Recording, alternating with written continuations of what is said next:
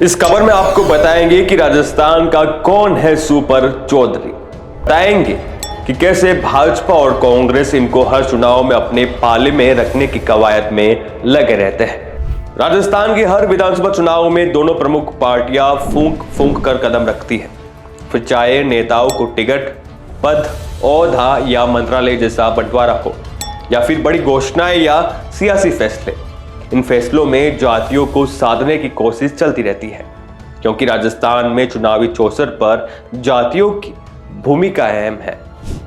यहाँ की राजनीति में राजपूत और ब्राह्मणों के अलावा जाट सबसे ज्यादा दखल रखते हैं।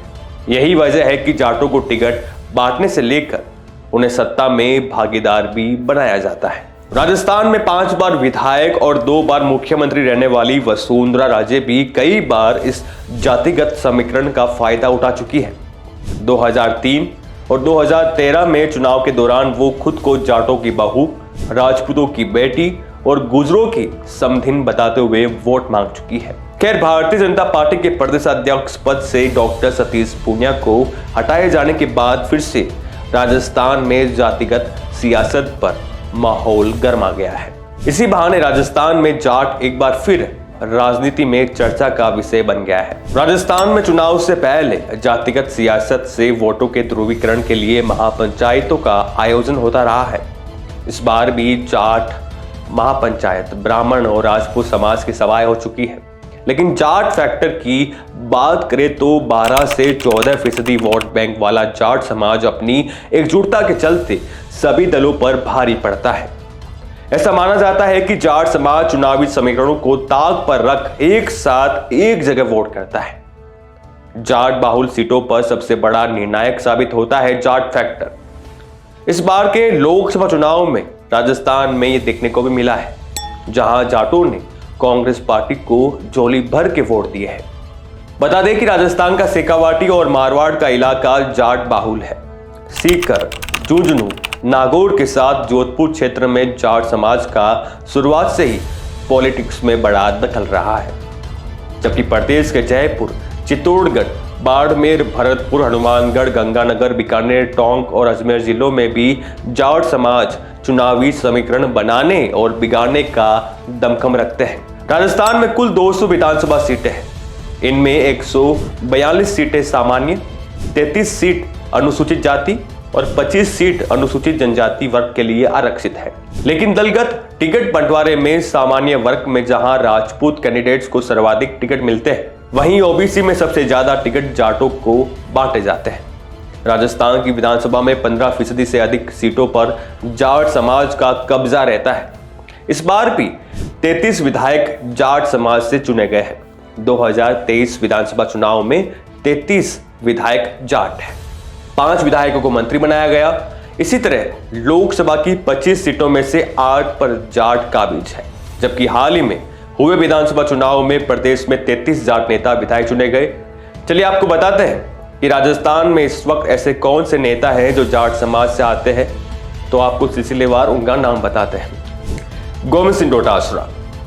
पिछले वर्षों से गोविंद सिंह डोटासरा के हौसले बुलंद होते जा रहे हैं। सीकर की लक्ष्मणगढ़ विधानसभा सीट से लगातार 4 बार विधायक का चुनाव जीते हैं और राजनीति के अजय योद्धा बन गए हैं। 2005 से लक्ष्मणगढ़ पंचायत समिति के प्रधान के रूप में सियासत की अपनी पारी का आगाज करने वाले डोटासरा पिछले 20 वर्षों में प्रदेश के प्रमुख जाट नेता बन गए हैं। विधानसभा के अंदर और बाहर अपनी परफॉर्मेंस के दम पर उन्होंने प्रदेश भर में लाखों समर्थक बनाए हैं, जो आज भी कायम है। दूसरा नाम आता है हनुमान बेनीवाल का। राजस्थान के बड़े चौधरी का खिताब डोटासरा को मिले इसके पहले उन्हें नागौर सांसद हनुमान बेनीवाल से भी कड़ी टक्कर लेनी पड़ रही है। बेनीवाल की लोकप्रियता भी किसी मायने में कम नहीं है। वे भी ऐसे जाट नेता है जिनकी जीत इर्द गिर्द चक्कर लगाती है। बेनीवाल कांग्रेस से समझौता करे या भाजपा से, जीत उनके खाते में आती है। गत लोकसभा चुनाव में भाजपा के समर्थन से संसद पहुंचे थे, तो इस बार उनको कांग्रेस का साथ मिला, जिसके कारण वे लगातार दूसरी बार नागौर के सांसद बने। खिमसर विधानसभा उनका प्रमुख गढ़ है, जिसको भेद पाना हर किसी के बस में नहीं। कई दशकों तक नागौर पर राज करने वाली मिर्जा फैमिली भी खिमसर को अपना बनाने का सपना पूरा नहीं कर पाई है। बेनीवाल की आक्रामक राजनीति से जाट युवा मतदाताओं का उन्हें बेहिसाब समर्थन हासिल है। प्रदेश में कैसा भी आंदोलन हो, बेनीवाल वहां पहुंचकर न्याय की लड़ाई शुरू कर देते हैं। ऐसे में वह व्यक्तिगत रूप से लोकप्रिय भी हुए हैं। हालांकि उनकी पार्टी आरएलपी का बाड़मेर, जोधपुर और नागौर में तो दबदबा है, परंतु पूरे प्रदेश में उनके छाने का मंसूबा भी कारगर नहीं हो सका है। पिछले वर्ष हुए विधानसभा के चुनाव में आरएलपी को जोरदार झटका लगा था, जिसके कारण वे बैकफुट पर आ गए थे। इसके बावजूद अपने बयानों और सक्रियता के दम पर वे राजस्थान के बड़े चौधरी बनने की जंग में जुटे हुए हैं। उनका मुकाबला डोटासरा से सीधा है। ऐसे में दोनों नेता एक दूसरे पर शब्दों के तीखे बाण भी चलाते रहते हैं। इस फहरिस्त में एक महिला नेता भी शुमार है। अपने बेबाक बयानों और कई दफा अपनी ही पार्टी के नेताओं पर सवाल उठाने वाली कांग्रेसी नेता दिव्या मदेना भी जद्दोजहद में लगी हुई है। हाईकमान की कृपा से ओसिया की पूर्व विधायक दिव्या मदेना दिल्ली की नेता बन गई है। ऐसे में वो अपना सियासी सफर तेज करेगी। वह अलग बात है कि बड़े घर की बेटी होने के बावजूद सियासत के पटल पर मजबूत उपस्थिति देने के लिए उन्हें काफी मेहनत करनी पड़ रही है, जद्दोजहद करनी पड़ रही है। अगला नाम है भाजपा में जाट जाति से उभरने वाले नेता सतीश पूनिया का। सतीश पूनिया को हाईकमान ने हरियाणा का प्रभारी बनाया है। पूनिया को लेकर सियासी गलियारों में यह चर्चा होती रहती है कि वे बड़े नेता के रूप में उभरेंगे, लेकिन पार्टी की अंदरूनी राजनीति ने उनको साइडलाइन कर दिया है। भाजपा को इस बिरादरी को अपने साथ बनाए रखने के लिए केंद्र में एक मंत्री का पद देना और उपराष्ट्रपति पद को इसी जाति से बनाना एक मजबूरी भी हो सकती है।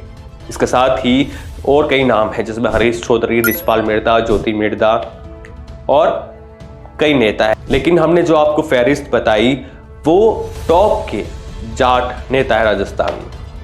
हमारी इस खबर पर अपनी राय जरूर दीजिएगा और कमेंट कर जरूर बताइएगा कि कौन है राजस्थान का असली सुपर चौधरी। कमेंट कर जरूर बताइएगा और ऐसे तमाम खबरों के लिए बने रहिए भारत रफ्तार के साथ। नमस्कार।